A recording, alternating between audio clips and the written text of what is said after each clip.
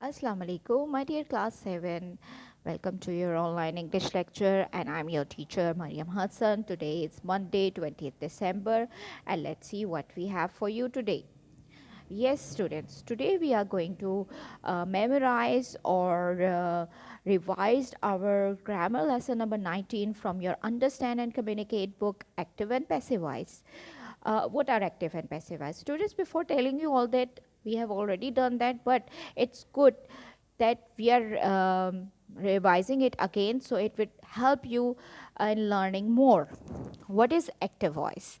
A sentence in the active voice has as its subject the noun or pronoun denoting the doer of an action. आपको पता है ना कि हमारा active voice जो होता है वो एक subject आपके मेन हेल्पिंग वर्ब और उसके एक्शन वर्ब पर कंसिस्ट करता है, ठीक है. A sentence in the passive voice however has its the subject the noun और प्रोनाउन डिनोटिंग द पर्सन और थिंग दैट सफर्स और receive the action express the by the verb. यानी जब हमारा पैसिव सेंटेंस होता है it focus more on the actions not on the subject, ठीक है ना. लेकिन हम एक्टिव वॉइस में तो मोर हमारा फोकस सब्जेक्ट होता है, यानी बेसिकली हम सब्जेक्ट के बारे में बात करते हैं. But when we talk about passive voice, basically passive voice जो होता है वो हमारा उसका फोकस ज़्यादा एक्शन होता है, यानी कि इसमें action is performed on the subject. ये हम उसको ऑपोजिट कर लेते हैं, ठीक है. एक्टिव में हम सब्जेक्ट की बात करते हैं एंड पैसिव में हम more focus on verb, more focus on action, ठीक है. यानी यहाँ पे हम action is performed on the subject, ठीक है. Let's see the example so it will clear you more. I did the exercise. Now see कि यहाँ पे कौन एक्सरसाइज कर रहा है. इन एक्टिव सेंटेंस आई, यानी मैं, या आई जो है वो इट्स अ सब्जेक्ट, मेन वो है, उसके बारे में हम बात करें. But when it comes about passive voice तो यहाँ पे आपने देखा है कि उसको हमने बिल्कुल एंड पे ले गए हैं और फिर किसको हम फर्स्ट पे ले आए हैं, द एक्शन को फर्स्ट पे ले आए हैं. The exercise were done by me. So it's clear कि in passive voice we focus more on action rather than the subject, ठीक है. Let's see the another example. अच्छा, इस एग्जाम्पल में आपको ये बताया गया है कि ज़रूरी नहीं है कि हम उसमें जब हम पैसिव वॉइस में चेंज करें तो हम सब्जेक्ट के बारे में बात करें, हम चाहे ना भी नहीं भी कर सकते. और उन्होंने इन दोनों एग्जाम्पल्स में आपको यही दिखाया है कि एक्टिव सेंटेंस में तो उन्होंने सब्जेक्ट की बात की है, बट इन पैसिव वॉइस उन्होंने सब्जेक्ट यूज़ नहीं किया. तो इट कैन ऑल्सो, मतलब इट कैन ऑल्सो हैपन कि आप चाहे तो उसमें सब्जेक्ट को ना भी यूज़ करें. सो इट डजेंट मैटर, ठीक है. Let's see the example 2a. We wash the floor once a week. Not see case में हम we is a subject here, लेकिन जब हमने पैसिवाइज यूज़ किया तो आप देखें कि the floor is washed once a week.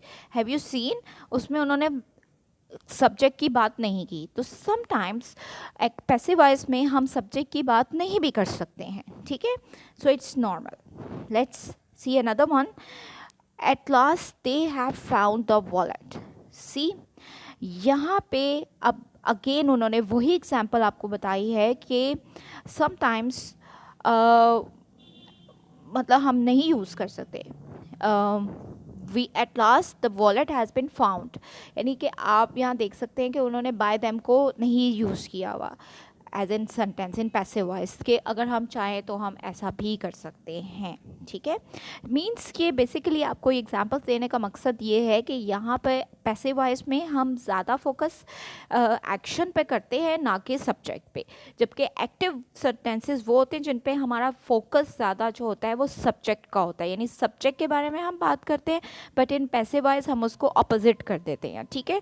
यानी आप सब्जेक्ट की बात नहीं करते, सब्जेक्ट को एंड पर ले जाते हैं और ऑब्जेक्ट कम्स द फर्स्ट, ठीक है. अच्छा, passive verbs must correspond in tense with the active verbs they replace. And you know one thing, and you have to remember that thing कि जब भी हम एक्टिव से पैसिव वॉइस में change करते हैं तो आपको ये बात पता होनी चाहिए कि जो हमारे मेन वर्ब्स हैं वो शुड बी सेम, वो should be equal. Correspondent mean वो इक्वल होने चाहिए, ठीक है ना. लाइक अगर वो प्रेजेंट में है एक्टिव वॉइस तो हमारा पैसिव वॉइस भी प्रेजेंट हेल्पिंग वर्ब के साथ ही इस्तेमाल किया जाना चाहिए, ठीक है। Each passive tense is formed by putting the verb be से मुराद ये कि जो भी हेल्पिंग वर्ब इसमें यूज़ हो रहा है, लाइक अगर प्रेजेंट है तो इज एम आर, पास्ट है तो वॉज एंड वर, और अगर आपके फ्यूचर में है तो will be and shall be इस्तेमाल करेंगे with the into the appropriate tense and adding the past participle और द मेन वर्ब। और आपको पता है कि जो मेन वर्ब है उसको आपने पास्ट पार्टिसिपल में चेंज करना है, यानी आपने change it into third form, ठीक है। यानी आपने हेल्पिंग वर्ब जो भी आप यूज़ कर रहे हैं पैसिव वॉइस में, it should be equal to active voice, और फिर उसके साथ आपने थर्ड फॉर्म ऑफ वर्ब का इस्तेमाल करना है, it's necessary. So you all know that all the rules, but it's good for you that you will learn it again. Let's see the next slide. जी स्टूडेंट्स, इसमें मैं आपको ये बताना चाह रही हूँ कि what does the passive voice consist, यानी कि पैसिव वॉइस में क्या शामिल होता है। A passive sentence consist of this subject, यानी हम सब्जेक्ट के बारे में बात करते हैं, the verb to be in the correct tense, यानी जो हेल्पिंग वर्ब है, the past participle of the verb needed, यानी जो भी आपने एक्शन वर्ड यूज़ किया, main action word, it should be in third form, sometimes the agent and और other complements, like जैसे कभी कि हम और दूसरी चीज़ें भी इसमें हम ऐड कर देते हैं, ठीक है। अब देखें जी, subject plus verb to be and then past participle. Let's see.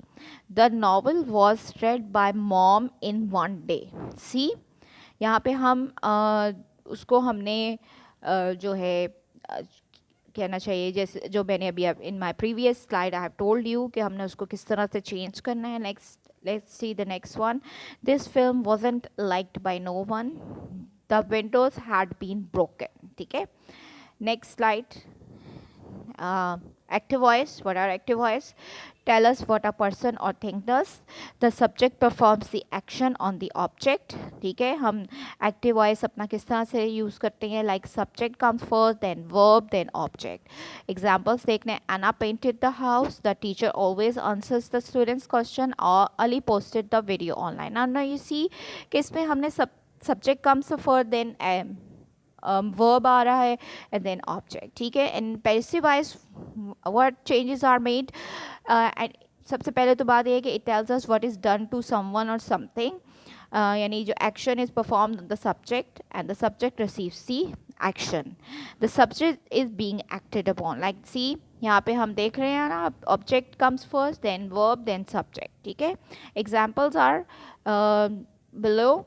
The house was painted by Anna, the student's questions are answered by the teacher. The video was posted online by Ali. यानी कि हमने opposite कर देते हैं passive voice में। Active voice में again what subject does, और passive voice में the main focus is on the action. Ji next slide.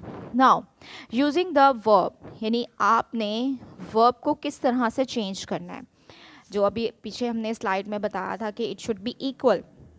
अब आपका एक्टिव वॉइस जो सेंटेंस होगा उसी के अकॉर्डिंग आपने पैसिव वॉइस को भी चेंज करना है। लाइक सिंपल प्रेजेंट अगर टेंस है, वॉच को आपने देखना है, the word watch is an action. अब आपने देखना है कि हमने सिंपल प्रेजेंट में आई वॉच को पैसिव वॉइस में किस तरह चेंज किया, I am watch, watch will be change into third form. Present continuous में I am watching will be change into I am being watch, ठीक है। प्रेजेंट कॉन्टिन्यूस में जब हम पैसिव वॉइस में चेंज करते हैं तो हम हेल्पिंग वर्ब के साथ बीइंग का इजाफा करते हैं। नेक्स्ट देखिए, सिंपल पास्ट अगर है, यानी कि अगर वो सेकेंड फॉर्म हम यूज़ कर रहे हैं लाइक आई वॉच्ड, तो it will change into passive voice I was watched, ठीक है। पास्ट कॉन्टिन्यूस अगर है तो आई वॉज वॉचिंग, अगर एक्टिव वॉइस है तो it would be change into I was being watch, यानी कॉन्टिन्यूस टेंस में हमने हेल्पिंग वर्ब के साथ बीइंग का इजाफा करके थर्ड फॉर्म का इस्तेमाल कर देना है। नेक्स्ट देखिए सिंपल फ्यूचर, आई शैल वॉच। अब जब simple future in active voice ये होगा तो पैसिव वॉइस में शैल एंड विल के साथ आप बी का इजाफा कर देंगे, तो it would be like I shall be watched. Present perfect यानी जहाँ पे हम हैज़ एंड हैव का इस्तेमाल करेंगे तो वहाँ पे हमने कैसे उसको चेंज करना है into passive voice. I have washed है तो आई हैव के साथ हमने बीन का इजाफा कर देना है इन परफेक्ट टेंसेस, ठीक है। I have been washed and in past perfect I had washed हो जाएगा तो again it would change into I had been washed. Remember students कि जो परफेक्ट टेंसेस होते हैं उनमें हैज़ हैव हैड के साथ बीन का इजाफा किया जाता है, just like in continuous tenses जिसमें हम हेल्पिंग वर्ब के साथ साथ बीइंग का इजाफा करेंगे। See the table. अच्छा जी, next rules are the passive voice is used to stress the person or thing that suffers the action rather than the doer of it। ये आपको पहले भी समझाया है कि passive voice में action को more focus किया जाता है। For the reason in some passive sentences the doer of the action is not even mentioned। ये हमने अपनी first slide में आपको बताया था पहले भी कि sometimes we do not even mention the subject, यानी हम जो action करने वाले को हम कई दफ़ा mention नहीं भी कर पाते, जो हमने अपनी first slide में sentences में देख लिया था, ठीक है। अच्छा, however there are occasions when the doer needs to be mentioned। लेकिन कुछ ऐसे मामलात होते हैं जहाँ पे हमें doer यानी एक्शन करने वाले को मेंशन करना पड़ता है। For examples, penicillin was discovered by Alexander Fleming, ठीक है। यहाँ पे आप देख रहे हैं ना कि हमने अलेक्जेंडर फ्लेमिंग को मेंशन इसलिए किया है कि इट वाज नेसेसरी, ताकि पता चले कि हु डिस्कवर्ड पेंसिलिन, ठीक है। यानी अगर कुछ सेंटेंसेस में हम नहीं यूज़ भी करते तो इट डजंट मैटर, लेकिन किसी किसी जगह पर हमें अपने डूअर ऑफ एन एक्शन यानी कि जो एक्शन करने वाला उसको मेंशन करना पड़ता है। It's necessary, like in this example जिसमें आपको ये बताया गया कि हु डिस्कवर्ड द पेंसिलिन, ठीक है। नेक्स्ट एग्जाम्पल देखिए, in the absence of the principal the school assembly is conducted by the senior assistant. अब यहाँ पे हमने बात इसलिए की है क्योंकि ये हमारे लिए मस्ट था उसको मेंशन करना, ठीक है।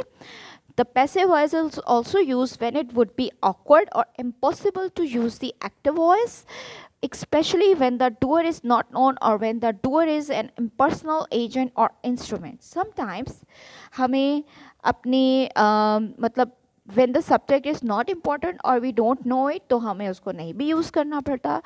It can also be done, यानी आप ऐसे भी कर सकते हैं कि कभी कभी हमें अपने सब्जेक्ट जो हमारा जो जिसने एक्शन किया होता है हम उसको मेंशन नहीं करते, इसलिए मेंशन नहीं करते sometimes we don't know about it, या वो इतना इम्पोर्टेंट नहीं होता कि उसको हम मेंशन करें, ठीक है। ये हम अपनी नेक्स्ट स्लाइड में देखेंगे कि कैसे हम उसको मेंशन नहीं करते और क्यों नहीं करते। Next slide, the passive voice is also used when it would be awkward or impossible to use the active voice, especially when the doer is not known or when the doer is an impersonal agent or instrument। यानी और वो examples कौन सी हैं वो देखें। Our car has been stolen, तो यहाँ पे हम इसलिए हम ये नहीं बता सकते name of the person who stole the car because we don't know who stole the car. Next sentence, the shirt is sewn by hand, we would not say hand sew this shirt, ठीक है ना। हम यहाँ पे ये तो नहीं कह सकते ना कि हाथों ने शर्ट सिए, तो हम कहेंगे कि ये हाथ की सिली हुई है। Clothes which are made by machine are cheaper. We would not say clothes which a machine makes are cheaper। यानी कि हम उसमें यूज़ नहीं कर सकते हैं अपने impersonal agent को, क्योंकि वो यहाँ पे ज़रूरी नहीं है, ठीक है। So in these examples you have learned how and when we have to use the subject in our passive voice sentence, and I hope you have known well about this concept. Inshallah we will meet again in our new video. Till then, Allah Hafiz.